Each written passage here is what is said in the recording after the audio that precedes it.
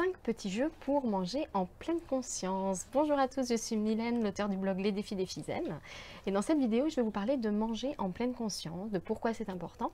Et surtout, je vais partager avec vous 5 petits jeux à tester pour apprendre à manger en pleine conscience. Alors l'intérêt de manger en pleine conscience, d'une part, c'est qu'on apprend la pleine conscience, c'est-à-dire qu'on exerce cette faculté d'attention que nous avons, cette possibilité que nous avons de choisir ce sur quoi on va porter notre attention. Et ça, c'est vraiment essentiel dans la vie pour apprendre à positiver et être plus sereine. Et puis deuxième avantage, c'est que quand on mange en pleine conscience, on mange mieux, on mange moins, donc on est en meilleure santé et on prend plus de plaisir à manger, rien que ça. Mais c'est pourtant un exercice qui est très difficile. Je ne vous le cache pas, on a déjà testé plus de 60 défis zen avec les filles de la communauté des défis zen et très sincèrement, je pense que c'est un des défis les plus difficiles que j'ai eu à relever. Alors, déjà manger en pleine conscience, pourquoi est-ce que c'est important ? Toutes les bonnes raisons que je viens d'énoncer. Et puis surtout parce qu'en fait, lorsqu'on mange un plat, il faut savoir que la première bouchée est la plus savoureuse. Et ensuite, progressivement, notre plaisir de manger va en fait diminuer. C'est ce qu'on appelle la loi de l'intensité décroissante des besoins. C'est-à-dire qu'en fait, plus un plaisir se prolonge, moins il est important, moins il est fort. Donc l'idéal, c'est donc vraiment de trouver le juste équilibre entre ce qui nous permet de nous rassasier et puis de mieux apprécier ce qu'on mange.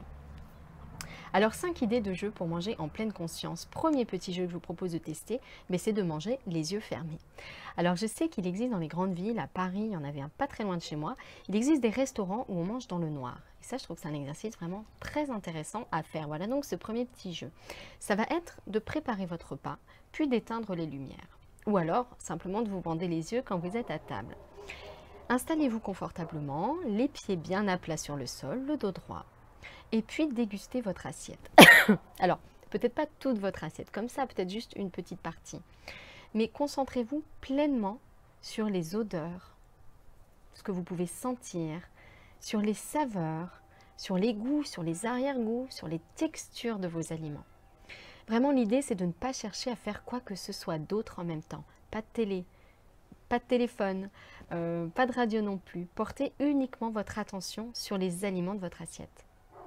Qu'est-ce que vous avez ressenti? Quelle différence est-ce que vous pouvez noter par rapport à un repas pris les yeux ouverts? Qu'est-ce qui s'est passé en vous? N'hésitez pas une fois de plus à avoir à proximité de vous votre petit carnet zen pour consigner vos impressions par écrit. Vous savez, j'y tiens beaucoup parce que ça nous aide réellement à focaliser notre attention et à être plus concentré. Deuxième petit jeu, manger en pleine conscience en suivant le guide. Alors, le problème, quand on essaie de manger en pleine conscience, le problème de la pleine conscience tout court d'ailleurs, c'est qu'en fait, on a des pensées qui en permanence nous distraient de ce qui se passe. C'est comme une cascade. On a l'impression que ça nous entraîne, ça balaye tout sur son passage et on oublie ce qu'on est en train de faire. On suit une pensée, hop, on part là-bas, et puis ensuite une autre, on part là-bas. Voilà, on est vraiment facilement distrait. Et une solution que j'ai trouvée, moi, pour remédier à ces distractions permanentes, c'est de prendre des notes, d'avoir un guide et de prendre des notes. Le simple fait de devoir écrire ses impressions, ça oblige à canaliser notre attention parce qu'on va devoir formuler en fait ces impressions. Alors l'idée, si vous êtes deux, l'idée ça pourrait être d'échanger, vous allez voir, je vous propose 5 petites questions, d'échanger vos réponses à ces 5 petites questions, puis si vous êtes tout seul, ça va être de noter vos impressions par écrit. Donc pendant votre repas, première question, je cite et je remercie 5 personnes qui ont participé à l'élaboration de ce repas. Du jardinier, au transporteur, au cuisinier, à la personne qui a fait le service, etc. Deuxième petite question, je trouve 3 adjectifs pour qualifier la texture d'un des aliments de mon assiette. Troisième petite question, j'imagine à quoi un des aliments de mon assiette me fait penser. Quatrième question, j'identifie ce qui me plaît le plus dans mon assiette. Et cinquième et dernière question, je note une différence entre le goût et l'arrière-goût d'un des aliments de mon assiette. Troisième petit jeu, manger en pleine conscience sans manger. Alors l'idée ici c'est quoi? C'est d'attirer votre attention sur un phénomène que je trouve intéressant. Le simple fait de penser à quelque chose qu'on va manger, ça entraîne, ça a un impact sur notre physiologie, ça entraîne une réaction physiologique de salivation. Et ça, j'ai toujours trouvé ça fascinant. Par exemple, si vous fermez les yeux tout de suite, que vous vous imaginez que vous allez dans votre réfrigérateur prendre un citron, le coupez en deux, que vous voyez le jus qui sort de citron, que vous croquez dedans, vous voyez, rien que de le dire, moi, ça a entraîné, ça crée une salivation. Alors le petit jeu que je vous propose de faire, ça va être ça. Préparez votre assiette, mais ne commencez pas tout de suite à la manger. Ne commencez pas tout de suite à savourer votre plat. Laissez-vous quelques instants, par exemple 30 secondes ou 1 minute, pour visualiser votre assiette. Puis fermez les yeux, installez-vous confortablement, choisissez un des aliments de votre plat et recentrez-vous dessus. Voilà, quel a été son parcours à cet aliment?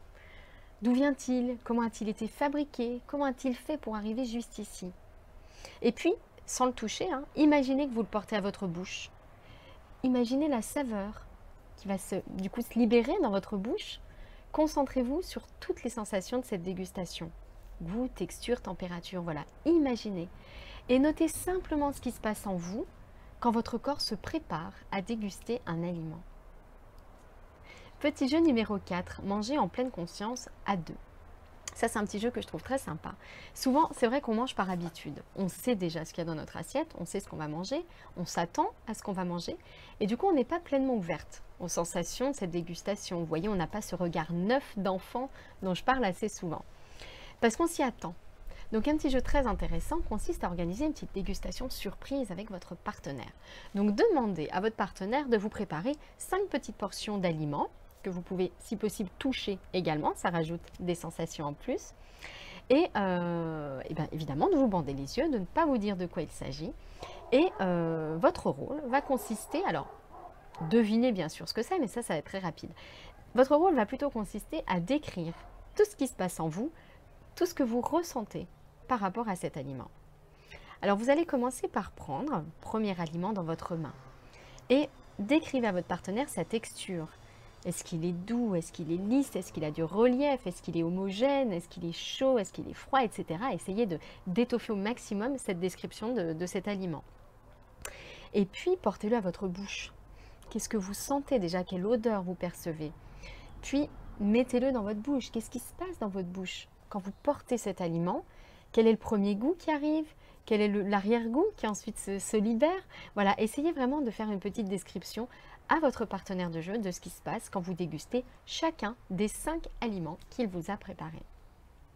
Et puis, dernier petit jeu que je vous propose d'essayer, c'est « Ai-je mangé en pleine conscience ?»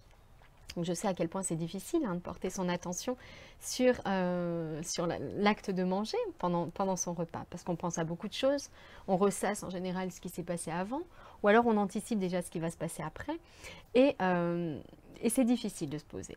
Alors, un petit exercice que vous pourriez faire, un petit jeu, c'est après votre repas, de prendre 1 minute ou 2 pour, prenez votre petit carnet zen, comme d'habitude, votre petit stylo, et notez 10 choses que vous avez ressenties pendant votre repas par rapport à votre plat, à ce que vous avez mangé. Ça peut être quelque chose que vous avez vu sur un des aliments de votre assiette, que vous avez senti, un goût, une impression que vous avez eue, etc. Et ne vous arrêtez pas avant d'avoir listé ces 10 sensations.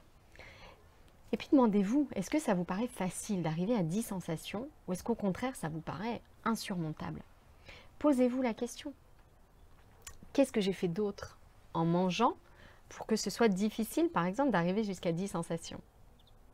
Voilà, j'espère que ces petits jeux, ces 5 petits jeux ludiques pour découvrir la pleine conscience en mangeant, j'espère que ça vous a plu. N'hésitez pas à me dire un petit peu en commentaire ce que vous avez aimé, ce que vous avez moins aimé, ce qui a marché, ce qui n'a pas marché. C'est important pour moi pour faire aussi évoluer mes vidéos et puis rendre le meilleur service aux personnes qui suivent la chaîne de plus en plus nombreuses.